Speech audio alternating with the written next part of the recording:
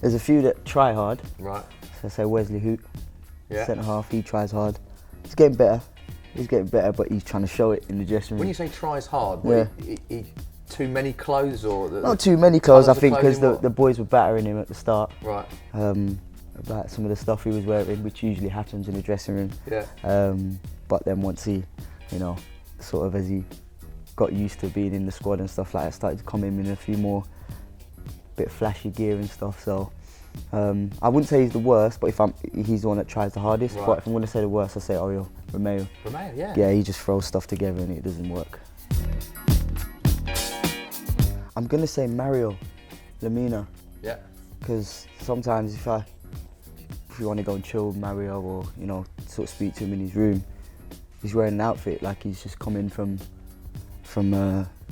his house, like jogging bottoms, a t-shirt it's his own clothes. Right. And you're thinking, where are you going?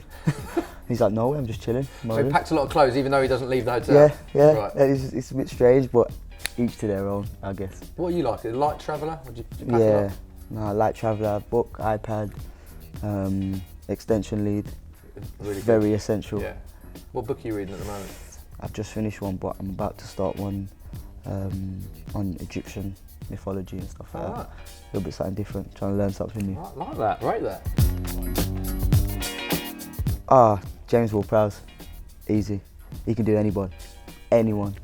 And it's funnier when they're sort of closer to home as well, so if it's like impersonating a manager or someone around the training ground or someone which is on a TV show or something like that, I think he's got everyone.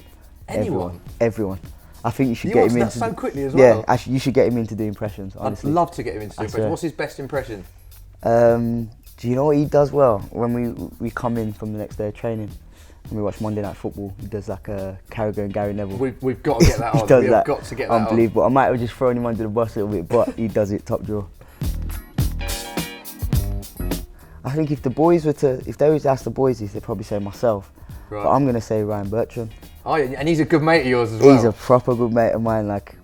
He's probably one of the closest boys in the dressing room who I'm quite close to. So I was going to say him or Charlie Austin, 100%. Yeah, Charlie Austin, that surprises me. Them two, the biggest divas. They'll probably say me though. Would they? Yeah, but I'm going to say... So what makes Ryan Bertrand or Charlie Austin a bigger diva than Nathan Redmond? Just anything. Everything he says, some of the stuff he does, you're just thinking you're a bit of a diva. But half of the time he doesn't mean it. Yeah. But it's good just to look at and laugh at sometimes. It's good to look at and laugh I at. swear, Brilliant. it is good to look at and laugh at. To be honest, we're quite good in terms of boys not getting fined. I think because once the fine system sort of starts, the boys are on you for everything. So even if it's just like leaving a jumper around, we had one sort of last season if you started again, sort of the spinning wheel. So if you have your fine, £50 for probably leaving your jumper outside or your boots or your GPS sort of vests and stuff like that. But if you want to contest it, you step up to the wheel, spin the wheel, and there's only like 2 opportunities where you say no fine. There's a few where you say you can nominate the fine to somebody else. Wow. Or it doubles, triples, you take the boys out for dinner. So, but that's up to you. If you want a chance it, you can chance it. So it's a bit like double or quits. You get a fine, but you can spin the wheel. It could be worse, but it could be better. Could be worse. That's the beauty of there the was wheel. There was one last year we had where there was one on the panel. He said you had to order takeaway for all the boys on a certain day. So if they wanted a pizza and stuff, you had to take everyone's order that night and order it for them and send it to their house. I say Charlie Austin. Yeah, Charlie Austin. He's just, I think because of how he's came up in sort of non-league, scoring his goals, and he's gone through sort of the era where it's from the ground up, similar to obviously Jamie Vardy's sort of rise as well. But he's just how he goes about. He's just almost just like a normal bloke. But then you see him on a football field. He runs his socks off, works hard, and scores his goals. So, but when he gets a little bit of a bee in his bonnet, you can see the sort of low league Charlie coming into action. You wouldn't mess with him? Nah. I think I'll say 2. I'll say Ryan Bertrand. I think because he's been playing at a top level for a consistent amount of years now, and you can see sort of his footballing brain coming from Chelsea. and you can see it in the training sessions and in the games as well. And he's been, you know, one of England's best left backs for the past couple of years now. So I say either him or Pierre-Emile Højbjerg. Since we joined at the club at the same time, and he came from Bayern Munich, and he was just a top player. Again, he's got a footballing brain, which, you know, sometimes not always some of the glamorous things that he does, but sometimes the simple things he does are really, really well, and he knows the right position to be at the right time. So you can just see all round he's a top footballer. There's a few. There's a few. I've got a feeling you might want to put yourself in for that one. Some of the times, Fraser Forster, he's definitely in there. Yeah, Fraser's in there, always throwing stuff about, pulling pranks on people. Charlie's in there, I think, as well. But I think I'd give it to Fraser. Yeah. Would you? Yeah, he stands out. I think I'd give it to Fraser. It's a bit of a wild one. You mentioned pranks there. Is there a great Southampton prank you can tell us that's clean? Nah. There isn't one? Not as clean. There's no, all the pranks that you do are not clean. They're not that. I think this is just normal though. In the footballing dressing room, I say it to my friends some of the times who don't play football, you know, outside of it. I said, you know, some of the stuff we say to each other is cool, but I say you lot wouldn't last 5 minutes in a football dressing room because it's pretty ruthless at times. But I think everyone knows that. It's not about taking selfies, but I think I'd probably say Cedric. Yeah, I'd say Cedric. He loves his balcony picture outside on his house. Just that picture? Yeah, if you check his Instagram, he's just there, giving it the big grin. And he's 5'5", he looks massive in his Instagram pictures, and you're just like, it's just Cedric. I don't know, it's early doors. I think when the gaffer came in last year, it was more obviously about survival and keeping us in the Premier League last year, so we didn't really have much time to really mess around in terms of you know, losing focus on the job which was at hand.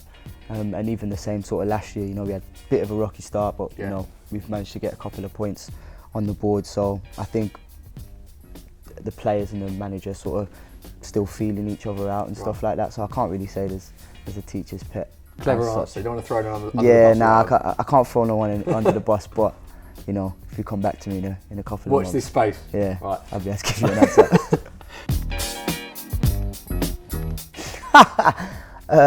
Charlie Austin, Ryan Bertrand, definitely Ryan Bertrand. Ryan Bertrand and Charlie Austin have been mentioned a lot here. Yeah, do you know why? I'm quite closer than we sit together and on sort of the dinner tables as well. And once you're just around them every single day, you just sort of notice funny things, little things about them which they just complain about all the time. Moaner, a bit of a moaner. Yeah. But you got to have them. I'm in that category as well, right. 100%. Okay, and you said Kip Mansworth's nightmare was the question. Is it a superstitious thing with them, or are they just being awkward? Sometimes you'd probably think they're just being awkward, but I think some of the times, some of the stuff they say, they probably don't say it in the right way. It probably keeps them on their toes at the same time as well. Okay. And I think because, especially Ryan, coming from a club, you know, like Chelsea and been here for a number of years, he's the captain now. He sort of expects a certain standard.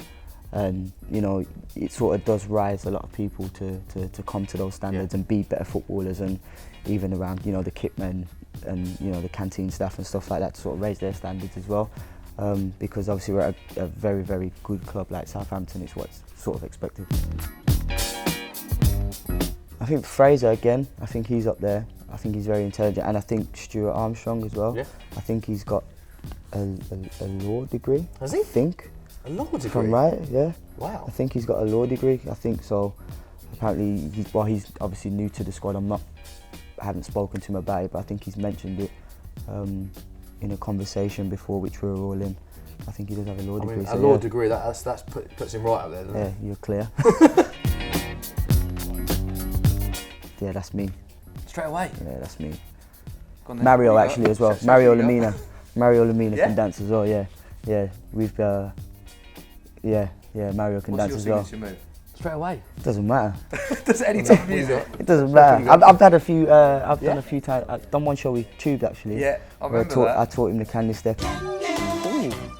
Ooh. Okay.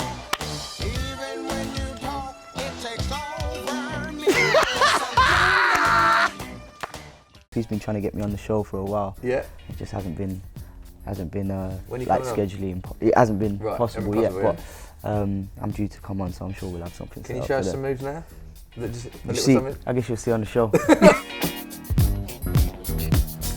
I'm gonna put Pierre Højbjerg in there. It's questionable. Cedric. Yeah. I'll throw him in there as well. I'm gonna throw Charlie in there as well. Charlie Austin. Yeah, he's got like a wedding dad dance, Right. like type of dance. It's Like when the uncle comes on the dance floor, Yeah. doors and a bit stiff and doesn't know what he's doing. Yeah, he's got that one. I've seen it a few times. I'm like, he's having a good time. So it's, look, for me, as long as you're having a good time, I don't care. Charlie Austin will definitely watch this. He'll hammer the me. show. He'll hammer me. How do you think he'll react to being called a dad/uncle on I've the said dance it to floor? his The wedding? face. I've said it to his face, yeah, number of times. He'll be alright. He's gonna hate that. Probably Bertie. Yeah, probably Bertie. Because even though he's a bit of an idiot, he's probably going to make me laugh as well. So if I'm on a desert island, I need a bit of levity to get through this whole situation. And he is quite intelligent as well. He's quite smart, so yeah. So there's a balance there. So you picked him Yeah, there's a on balance. keeping you entertained rather than getting you off the desert island. He'd probably get me off the desert Right. island as well. So yeah, I'd probably say Well, Bertrand it is. yeah.